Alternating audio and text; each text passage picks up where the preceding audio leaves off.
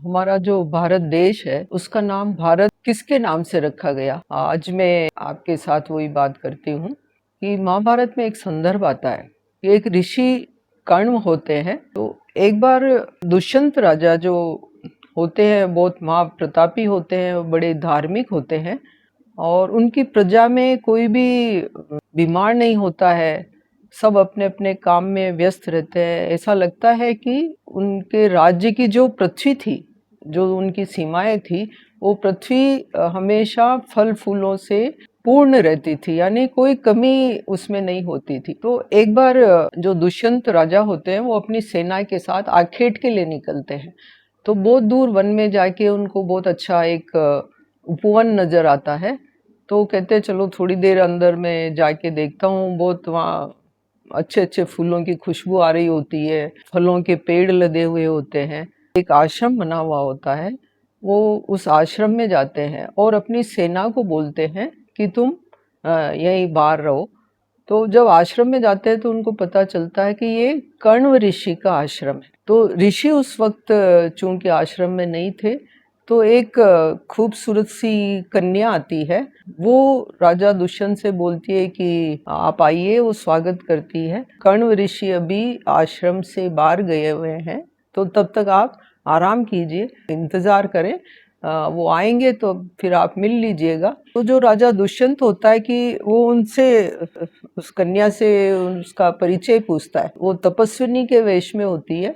तो मैं कण्व ऋषि की पुत्री हूँ। तो दुष्यंत कहता है कि कण्व ऋषि तो आजीवन ब्रह्मचारी हैं, तो आप उनकी पुत्री कैसे हुई? तो फिर जो तपस्विनी वेश में कन्या होती है वो कहती है कि मैं ऋषि विश्वामित्र और मेनका की पुत्री हूँ, शकुंतला हूँ, और मेरा पालन पोषण चूंकि कण्व ऋषि ने किया है, तो जो पालन करता है वो भी पिता के समान ही होता है। तो मेरे पिता कण्व ऋषि ही है। तो उसका परिचय प्राप्त करके, चूंकि शकुंतला बहुत ही खूबसूरत होती है, राजा दुष्यंत कहते हैं कि तुम इतनी अच्छी लग रही हो, मैं मोहित हो गया हूँ, मैं तुमसे शादी करना चाहता हूँ। तो शकुंतला कहती है कि मेरे पिता के आने तक आप इंतजार कीजिए, वो हमारी विधिवत शादी करवाएंगे। तो उस वक्त समाज के अंदर एक गंधर्व विवाह भी चलता था, जिसमें किसी पंडित की जरूरत नहीं होती थी और वो समाज के अंदर मान्य था। वो जो प्रथा थी वो उस वक्त मान्य होती थी। तो न उसमें पंडित की जरूरत होती थी, न किसी हवन की, न सप्तपदी, न 7 फेरे, इस तरह का कोई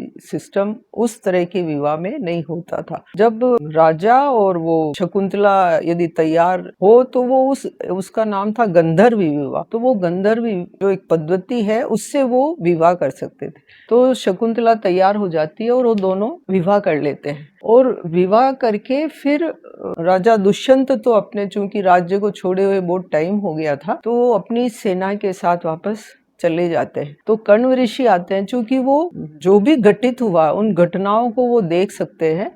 तो उनको पता चलता है कि मेरे पीछे से इस तरह से शकुंतला ने विवाह कर लिया। तो वो नाराज नहीं होते हैं और वो कहते हैं कि जो हो गया कोई बात नहीं। फिर वो एक पुत्र को जन्म देती है। तो पुत्र इतना बलशाली होता है, उस वक्त भी 6 साल का बच्चा भी हाथियों को भी उठा लेता है, शेर के दांत तक गिन लेता है, इतना पराक्रमी होता है। तो ऋषि कर्ण सोचते हैं कि अब इसको मुझे राजा दुष्यंत के पास भेज देना चाहिए। और जो बच्चा होता है उसका नाम सर्वदमन रखा जाता है, क्योंकि वो सब जानवरों को इतना बहादुर होता है कि उठा लेता है, दांत गिन लेता है शेर के।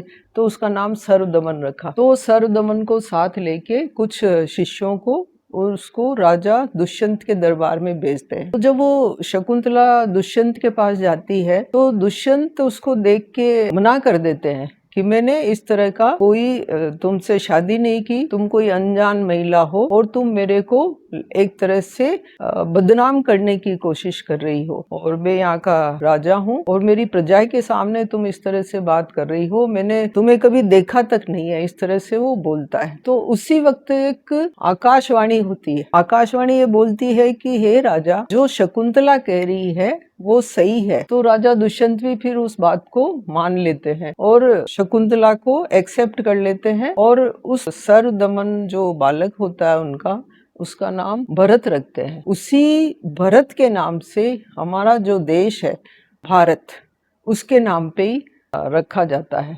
शकुंतला राजा दुष्यंत से पूछती है कि भाई आपने पहले क्यों मना किया। दुष्यंत कहता है कि देखो पहले मैंने इसलिए मना किया कि यदि मैं प्रजा के सामने ये बोल देता कि मैंने तुमसे विवाह किया तो एक राजा की शादी होती है, वो तो ऐसे जंगल में नहीं हो सकती कि मेरी प्रजा को नहीं मालूम कि मैंने तुमसे विवाह किया, इसलिए तुम्हारे पे किसी तरह का लांछन नहीं हो, कोई कलंक नहीं आए, इसलिए मैंने ऐसा बोला कि मैंने कोई विवाह नहीं किया। अब आकाशवाणी हो गई तो प्रजा ने भी मान लिया कि भाई मैंने तुमसे विवाह किया, और ये जो बच्चा है सर्वदमन, जो आज के बाद से भरत के नाम से जाना जाएगा, ये हमारी संतान है। तो ये प्रजा ने इस बात को स्वीकार कर लिया है कि इन्होंने शकुंतला से शादी करी है, और उस दिन के बाद से शकुंतला उसी राजमहल में रहने लगी और भरत के नाम से हमारा भारतवर्ष नाम रखा गया।